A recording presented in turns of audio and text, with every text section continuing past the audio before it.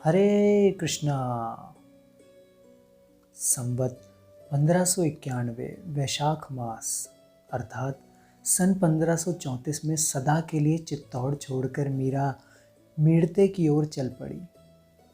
एक दिन भोजराज के दुपट्टे से गांठ जोड़कर इसी वैशाख मास में गाजे बाजे के साथ वे इस महल की देहली पर पालकी से उतरी थीं। आज सबसे मिलकर उसी प्रकार गाजे बाजे के साथ इस देहली से विदा ले रही हैं।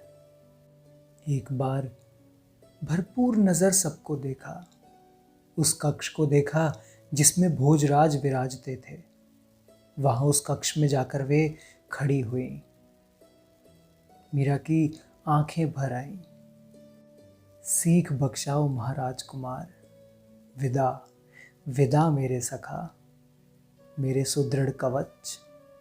मुझसे जो कुछ भूले हुई, जो अभिनय जो अपराध हुए हों, उनके लिए क्षमा प्रार्थना करती हूँ, कहते हुए उन्होंने देहरी पर मस्तक रखा। मैं अभागिनी आपको कोई सुख नहीं पहुंचा सकी, कोई सेवा नहीं कर सकी।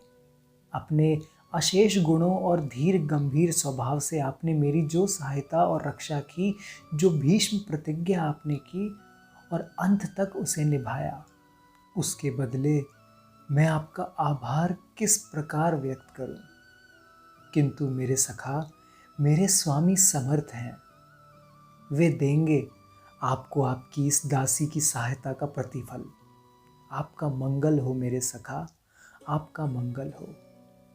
और मीरा की आंखें बह चली और मीरा ने पुनः हाथ जोड़कर सर झुकाया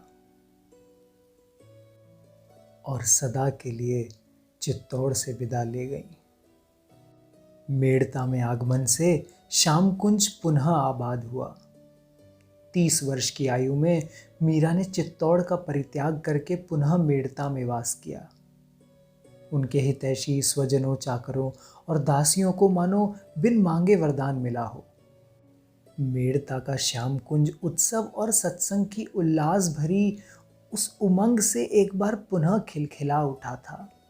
किंतु मीरा के गिरधर गोपाल की योजना तो कुछ और ही थी। उनके प्राणधन श्याम सुंदर को अपनी प्रेयसी अपने धाम से दूर रहना नहीं सुहाता था। मीरा ने सदा के लिए चित्तौड़ छोड़ दिया। केवल इतने मात्र से ही वे संतुष्ट नहीं हुए। वे एकल खोर देवता जो ठहरे, उन्हें चाहने वाला दूसरों की आस करे, कोई अन्य अपना कहने वाला हो, वे तनिक भी सह नहीं पाते। लेना देना सबका सब पूरा चाहिए उन्हें।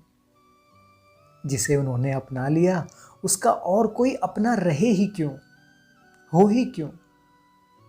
तदनुसार राजनीतिक परिस्थितियां करवट बदलने लगी। मीरा के चित्तौड़ त्याग के बाद बहादुर शाह गुजराती ने चित्तौड़ पर आक्रमण कर दिया। राजपूत वीरों ने रावत बाघ सिंह के नेतृत्व में घमासान युद्ध किया, परंतु सफलता नहीं मिल पाई। इस युद्ध में 32,000 राजपूत वीरगति को प्राप्त हुए और 13,000 स्त्रियां राजमाता हाड़ी रानी के साथ जौहर की धधकती ज्वाला में कूदकर स्वाहा हो गईं। जिस तरह चित्तौड़ पर घोर संकट छा रहा था, उसी तरह मेड़ता पर भी भीषण विपत्ति टूट पड़ी। मीरा को मेड़ता आए हुए अभी 2 वर्ष ही हुए थे कि जोधपुर के राव मालदेव ने मेड़ता पर चढ़ाई कर दी। सरल हृदय वीरम देव जी जोधपुर के उन सामंतों पर विश्वास करके मेड़ता से अजमेर चले आए। अजमेर में भी चैन से रह नहीं पाए। अभी भाग्य की रेखाएं कुछ वक्र थीं। उन्हें जगह जगह भटकना पड़ा। वे नराणा आ गए। मीराबाई वीरमदेव जी के साथ ही थीं और नराणा से वे पुष्कर चले आए। पुष्कर निवास करते समय मीरा के चिंतन में एक मोड़ आया। प्रेरणा देने वाले जीवन आराध्य गिरधर गोपाल ही थे।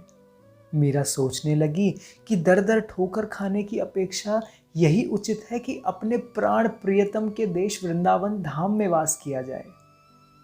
उन्हें मन ही मन बड़ी ग्लानि हो रही थी कि ऐसा निश्चय वे अब तक क्यों नहीं कर पाई। पुष्कर से वृंदावन के लिए प्रस्थान करने का निश्चय हो गया।